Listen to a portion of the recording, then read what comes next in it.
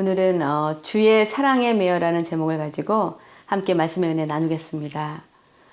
우리나라 시인 중에 김상용이라는 분의 나무로 창을 내겠소라는 시가 있습니다. 이 시는 이렇게 짧은 시입니다. 나무로 창을 내겠소. 밭이 한참 가리 괭이로 파고 호미론 풀을 매지요. 구름이 꼬인다 갈리 있소. 새 노래는 공으로 들으라오. 강냉이가 있걸랑 함께와 자셔도 좋소. 웬 사냐건 웃지요. 이 시는 1930년대 농촌에서 작은 밭을 일구며 사는 것에 만족하기에 구름이 와서 어디 가자고 유혹해도 가지 않고 새들의 노랫소리를 공짜로 들으면서 이웃들과 농사 지은 것 함께 나누며 사는 자신에게 왜 그렇게 사느냐고 묻는다면 그저 자신은 그렇게 사는 것이 좋다고 웃음으로 대답하겠다는 그런 내용입니다. 저는 이 시처럼 사는 분을 만난 적이 있습니다. 제가 사스카추안 무소민에 살 때 저희가 사는 동네에서 20분 정도 떨어진 곳에 작은 모텔을 경영하는 한 한국인 부부가 있어서 전도할 겸 찾아갔었는데 남편분이 모텔 뒤에 넓은 마당 한켠에 텃밭을 만들어 놓고 농사 짓는 재미로 세상을 사는 분이셨습니다. 그 외지고 교류할 한국인도 거의 없는 곳에서 그분이 세상 즐겁게 사는 이유는 바로 농사를 지으며 수확의 기쁨을 얻는 것이었습니다. 봄이 되기 전부터 씨앗을 틔우고 온실을 만들어서 그곳에서 싹들을 작은 화분으로 키운 후에 봄이 되기 전에 각종 비료와 흙들을 사서 밭에다 뿌리고 흙을 뒤집어 골고루 영양분을 준 뒤에 거의 모든 종류의 씨앗과 모종을 심습니다. 그래서 여름에 그곳에 가면 캐나다에서 보기 어려운 조선오이가 주렁주렁 달려있고 또 한국에서 잘 키우기 어려운 도라지, 더덕, 가지, 호박, 깻잎은 물론 배추, 무, 열무, 상추, 대파, 쑥과 부추, 참외까지 없는 것 없이 농사를 짓기 때문에 그분이 경영하는 모텔은 돈을 벌기 위해서 일하시지만 그분은 그 농사 짓는 것이 그분 삶의 이유처럼 보였습니다. 부인 말로는 자식들보다 더 아끼고 소중히 여긴다고 말할 정도로 농사 짓는 일에 진심이셨습니다. 여름이면 하루에 4시간 이상을 밭에서 물을 주면서 식사할 때만 겨우 집에 들어오기 때문에 그것이 부부싸움의 원인이 되기도 한다는 이야기를 들었습니다. 겨울에 농사 짓지 않을 때 시간이 있으면 오로지 어떻게 하면 농사를 더 잘 지을 수 있을까 연구하는 유튜브를 보면서 자식을 키우듯 밭에서 채소들을 아끼고 또 사슴이나 여러 동물들로부터 농작물을 보호하기 위해서 철망을 두르고 열매들이 잘 달리도록 보조 막대기와 사다리를 세워주면서 지극정성으로 돌보는 것을 보았습니다. 그래서 아마 누군가 그분에게 왜 사느냐고 묻는다면 틀림없이 그분은 농사지어 좋은 열매를 따먹는 즐거움으로 세상을 사신다고 말할 것이라는 생각이 들었습니다. 우리도 대부분 세상을 사는 또 세상을 살아야 하는 이유가 있습니다.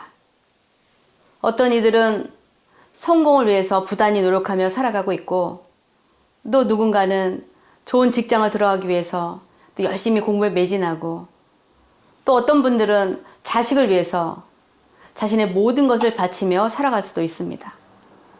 그리고 누군가는 돈을 많이 벌어 죽기 전에 원 없이 한번 써보는 것이 또한 살아가는 이유일 수 있습니다. 그리고 또 누군가는 자신보다 어려운 삶을 사는 이들을 위해서 사는 것이 그분의 삶의 목적일 수도 있습니다. 우리 삶을 돌아보면 분명 우리도 우리의 진심을 담아 하고 있는 일들이 있을 것입니다. 그것이 바로 우리의 마음을 붙들고 있는 삶의 이유와 목적이 되는 것입니다. 그럼 누군가 우리에게 당신은 왜 사느냐고 묻는다면 우리는 무엇 때문에 살아가고 있다고 말할 수 있는 분명한 이유가 있는지 생각해 보기 원합니다. 세상 많은 사람들은 혹 이 질문에 대답을 망설이거나 아니면 생각해 본 적이 없어서 그저 살아있으니까 살고 있다고 말하거나 아니면 여러 가지 삶의 목적을 말한다 하더라도 예수 그리스도를 구주로 믿어 영생을 얻기 원하는 우리는 우리가 무엇 때문에 살아가고 있는지 분명히 알고 살아야 할 것입니다. 우리가 어디를 가야 하는데 목적지를 모른다면 전혀 엉뚱한 곳으로 가게 될 것입니다. 그리고 지금 우리가 무엇을 위해서 살아가고 있는지 점검해보고 우리가 가고 있는 방향이 옳은 방향인지 확인한 후에 우리는 우리의 믿음의 길을 걸어가야 할 것입니다. 오늘의 본문 말씀 빌립보서 3장 14절에 사도 바울은 그의 삶의 목적을 이렇게 말하고 있습니다. 14절은 이렇게 말합니다. 표대를 향하여 그리스도 예수 안에서 하나님이 위에서 부르신 부르심의 상을 위하여 달려가노라. 이 사도 바울의 고백에서 우리는 그가 살아가는 이유는 바로 이 세상에서의 상급이나 업적이 아닌 하나님께서 주실 하늘의 상급을 향하여 달려간다고 한 것을 보게 됩니다. 왜냐하면 그는 이 세상에서의 유한한 삶이 다가 아니라 죽음에서 부활하신 예수 그리스도처럼 우리도 부활해서 천국에서 영원히 사는 것을 깨달았기 때문입니다. 그는 자신을 하나님의 아들이라고 주장한 예수를 신성 모독자라고 단죄하고 그를 믿는 신자들을 잡아 죽이는데 앞장섰던 그런 골수파 유대인이었습니다. 초대 예루살렘 교회 집사였던 스데반을 돌로 쳐서 죽일 때도 앞장섰던 그런 자에게 부활하셔서 승천하신 예수 그리스도께서 강한 빛으로 나타나셔서 자신이 바로 그가 핍박하는 예수라고 말하는 것을 들은 후에 그의 삶은 완전히 변화되었습니다. 왜냐하면 그 빛 가운데 만난 예수로 인해서 자신이 전혀 믿지 못했던 예수의 부활이 사실이고 그 부활하신 예수의 음성을 직접 들었기에 그는 더 이상 예수의 부활을 부인할 수가 없게 되었기 때문입니다. 지금도 주님은 주님을 강하게 믿지 못하는 자들에게는 그들이 부인할 수 없는 방법으로 자신을 나타내 주심으로 그들로 하여금 주님을 믿게 하시는 것을 많이 보게 됩니다. 특별히 무슬림들에게 그렇게 많이 나타난다고 합니다. 그래서 그들은 사도 바울처럼 강한 체험을 통해서 주님의 살아계심을 경험했기 때문에 흔들리지 않고 주님을 믿는다고 다문화 선교를 하시는 목사님께서 간증해 주셨습니다. 제가 아는 원주민 추장 두 분도 하나님과의 특별한 경험을 통해서 체험을 통해서 예수님을 믿게 되었다고 증거하는 것을 저도 들었습니다. 그리고 이런 분들은 자신들의 삶의 이유와 목적을 분명히 알고 살아가고 있다는 것을 보게 됩니다. 이처럼 우리가 주님을 인격적으로 만나는 경험이 있을 때 비로소 우리가 살아야 하는 진정한 이유를 깨닫게 됩니다. 우리가 말로만 들은 예수나 우리가 성경으로만 읽은 예수님 때문에 우리의 삶이 온전히 바뀌지는 않습니다. 우리가 예수 그리스도가 우리의 죄를 위하여 대신 죽으시고 부활하신 후에 하늘로 승천하셨고 이제 온 천하의 복음이 다 전해지면 그때 다시 오셔서 세상을 심판하실 것이라는 것을 믿는다면 우리는 이제 우리가 우리의 인생을 어떻게 살아야 할지 깨닫게 될 것입니다. 우리는 이제 하루하루를 다시 오실 주님을 준비하며 살아야 하고 이 땅에서의 삶이 다가 아니기에 우리는 우리가 돌아가야 할 본향인 천국에서의 삶과 상급을 받을 준비를 하며 하루하루 살아가야 합니다. 그런데 안타깝게도 많은 성도들이 우리가 가야 할 곳인 천성을 향하여 가다가도 다시 세상을 향하여 돌아가는 것을 보게 됩니다. 왜냐하면 우리가 가는 하나님 나라의 방향은 세상 길보다 더 힘들고 좁고 어렵고 손해보고 가진 것을 나누어야 하고 많은 즐거움을 포기하고 희생해야 하는 일들이 많기 때문입니다. 그러나 바로 그 길이 예수님께서 가신 길이기에 우리도 힘들어도 그 길을 가야 하는 것입니다. 우리가 예수님의 제자들이기에 예수님의 발자취를 따라 걷는 것은 당연한 것입니다.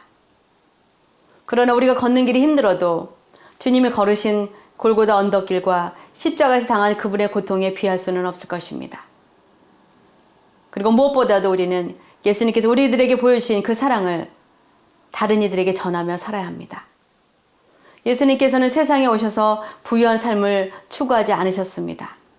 그분은 머리둘 자신의 집도 한 칸 없이 사셨습니다. 왜냐하면 그분에게는 수많은 방이 있는 천국에서 자신의 집이 있으셨기 때문입니다. 예수님은 세상에서 외면당하고 천대받는 자들을 찾아가셔서 그들과 식사하시고 교제하시며 그들의 친구가 되어주셨습니다. 우리는 어떻습니까? 우리도 그런 이들을 찾아가서 먹을 것도 나누어 먹고 함께 교제하며 살아가고 있습니까? 저도 처음에 한 목사님과 밴쿠버 다운타운 이스트 헤이스팅에 갔었을 때 너무 놀라고 큰 충격을 받았습니다. 마약 기운에 몸을 제대로 가누지도 못하고 구부정하게 도로 한 곳에 멈춰 서 있는 사람들, 떨리는 손으로 무언가 먹고 있는 사람들, 눈빛은 퀭하고 몸은 말라있고, 그런 이들을 보며 입에서는 이 말밖에 나오지 않았습니다. 하나님, 이 사람들을 어떻게 하실 것입니까? 하나님, 이들을 그냥 이렇게 놔두실 것입니까? 하나님, 어떻게 해야 합니까? 현실적으로 우리가 우리의 힘으로 그들을 온전히 변화시키는 것은 불가능해 보입니다. 그래서 선교하는 분들은 그들에게 가장 필요한 먹을 것을 주로 전해줍니다.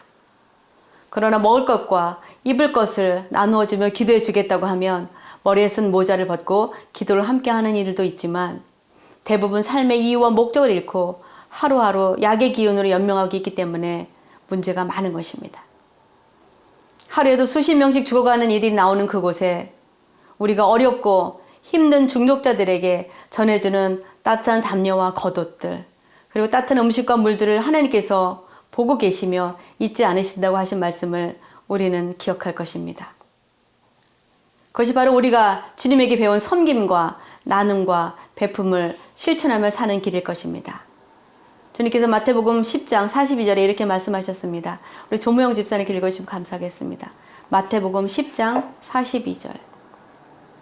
또 누구든지 제자의 이름으로 이 작은 자 중 하나에게 냉수 한 그릇이라도 주는 자는 내가 진실로 너희에게 이르노니 그 사람이 결단코 상을 잃지 아니하리라 하시니라. 아멘.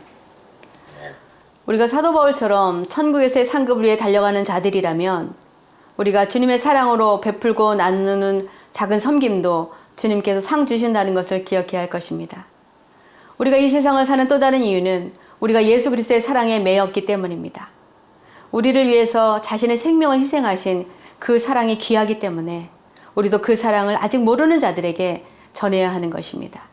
그것이 바로 우리가 이 세상을 사는 또 다른 목적이자 이유임을 잊지 말아야 합니다. 오늘의 본문 말씀 빌립보서 3장 10절에서 12절에 이렇게 사도 바울이 고백합니다. 우리 송명 권사님 읽어주시면 감사하겠습니다. 빌립보서 3장 10절에서 12절. 내가 그리스도와 그 부활의 권능과 그 고난에 참여함을 알고자 하여 그의 죽으심을 본받아 어떻게 해서든지 죽은 자 가운데서 부활에 이르려 하노니 내가 이미 얻었다 함도 아니요 온전히 이루었다 함도 아니라 오직 내가 그리스도 예수께 잡힌 바 된 그것을 잡으려고 달려가노라. 아멘. 네, 이 말씀을 통해서 사도 바울의 또 다른 삶의 이유는 예수 그리스도가 부활하신 것처럼 자신도 부활해서 영생을 얻기 위해 부단히 예수의 잡힌 바 된 구원을 얻으려고 달려간다는 것임을 보게 됩니다. 구원은 예수님을 우리 삶의 구주로 영접했다고 한순간에 이루어지는 것이 아닙니다. 예수를 구주로 우리 입으로 시인하고 마음으로 믿어 구원을 받게 되면 이제 구원받은 자로서의 삶을 우리는 살아가야 합니다. 그래서 구원을 얻었어도 온전히 이루어야 한다고 사도 바울도 고백한 것입니다. 우리가 평생 예수를 믿고 교회를 다니고 장로로서 권사로서 직분을 받고 봉사했어도 마지막 순간에 죽음을 받아들이지 못하고 소리 지르며 주님을 부인하고 죽음을 맞이하는 이들도 있습니다. 예수님을 3년 이상 따라다니며 배우고 주님과 함께 동고동락했던 예수님의 제자들이라고 다 구원 얻어 천국에 간 것이 아닙니다. 우리가 잘 알듯이 주님의 제자 중 셈을 잘하고 돈 관리를 잘했던 가룟 유다는 예수님을 은 30냥에 팔고 결국 자신도 스스로 죽는 결말을 맞이합니다. 이것은 우리에게 구원은 천국에 들어가는 마지막 순간까지 마라톤 경주 선수가 결승선을 통과해야 승리하는 것처럼 우리도 끝까지 우리의 믿음을 지켜내야 구원을 얻을 수 있습니다. 그래서 우리는 다른 곳에 우리의 마음을 빼앗겨서는 안 됩니다. 시골에서 농사 지으며 마음 편안히 사는 것도 중요합니다. 그러나 그것에 매여 있다 그것이 하나님께 예배드리는 것보다 중요해서는 안 된다는 것입니다. 우리의 자녀가 우리에게 너무나 소중합니다. 그러나 그렇다고 우리 자녀가 우리 삶의 목적이 될 수는 없다는 것입니다. 우리의 사업이, 우리의 학문이, 우리의 성공이 중요하지만 그런 것들이 우리가 살아가는 삶의 목적은 아니라는 것입니다. 그것들은 우리가 살아가는 데 필요한 수단일 뿐입니다. 예수를 구주로 믿는 우리 인생의 이유는 바로 하나님께서 우리에게 주실 천국에서의 상급이기 때문에 이 땅을 살아가는 동안에 우리는 하나님이 기뻐하시는 삶을 살아야 합니다. 그것은 바로 우리의 나눔과 베품 필요한 자들을 섬기는 것입니다. 그리고 하나님의 나라와 영광을 위해서 사용하는 것입니다. 그런 자들에게 하나님께서 마태복음 25장 34절 36절에 이런 복을 주신다고 말씀하셨습니다. 우리 박종기 집사님 한 번 더 읽으시기 바랍니다. 마태복음 25장 34절에서 36절. 그때에 임금이 그 오른편에 있는 자들에게 이르시되 내 아버지께 복받을 자들이여 나와 창세로부터 너희를 위하여 예비된 나라를 상속받으라. 내가 줄일 때에 너희가 먹을 것을 주었고 목마를 때에 마시게 하였고 나그네 되었을 때 영접하였고 헐벗었을 때에 옷을 입혔고 병들었을 때에 돌보았고 옥에 갇혔을 때에 와서 보았느니라. 네.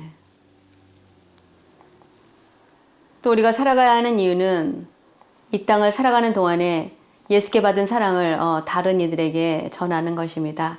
그렇게 우리가 예수의 사랑에 매여서 그 사랑을 통해 복음을 전할 때 우리는 예수 그리스도를 믿음으로 얻는 구원을 온전히 이루게 될 것이기에 우리는 하나님께서 우리를 부르시는 그 마지막 순간까지 우리의 믿음을 지키며 주님의 사랑을 우리의 삶으로 전해야 합니다. 저는 저와 여러분이 이 땅에 있는 세상 것들에 매여서 천국으로 가던 길에서 돌이켜 세상의 길로 가지 않기를 바랍니다. 그리고 천국에서 우리가 받을 상급을 위해 오늘 우리가 만나는 어려운 이들에게 베풀고 나누고 섬기는 삶을 살기 원합니다. 그리고 하나님께서 기뻐하시는 곳에 우리에게 주신 재능과 물질과 열정을 사용하기를 바라고 소원합니다. 그것이 바로 우리가 예수의 사랑에 매여 사는 삶이기 때문입니다. 그래서 천국에서 하나님께서 예비하신 귀한 상급들을 다 받고 주님께서 우리를 위해 예비하신 집에서 영원히 함께 살게 되시기를 주님의 이름으로 축원합니다. 기도하시겠습니다. 전능하신 아버지 하나님 감사합니다. 아버지 하나님, 하나님께서 이 온 우주 만물을 만드시고 운행하시며 주장하시는데도 하나님 저희들은 우리들의 삶을 우리 것인 줄 알고 우리의 마음대로 우리의 생각대로 우리의 욕심대로 살아가고 있음을 하나님 앞에 고백합니다.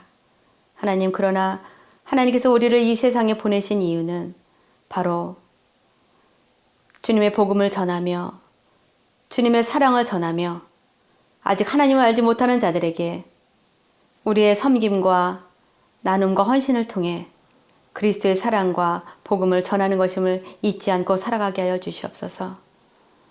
이 세상 좋아 보이는 것들에 마음을 빼앗기지 않게 하시고 오직 주님의 사랑에 매여 아버지 그 사랑을 전하며 살아가는 저희들 되어지게 하여 주시옵소서. 들은 귀한 말씀을 마음에 새기고 삶으로 실천하며 하나님께서 예비하신 귀한 상급을 다 받을 수 있는 저희들 되어지게 하여 주시옵소서. 주신 말씀을 감사드리며 우리 삶의 주인이 되시는 예수 그리스도의 이름으로 기도합나이다. 아멘.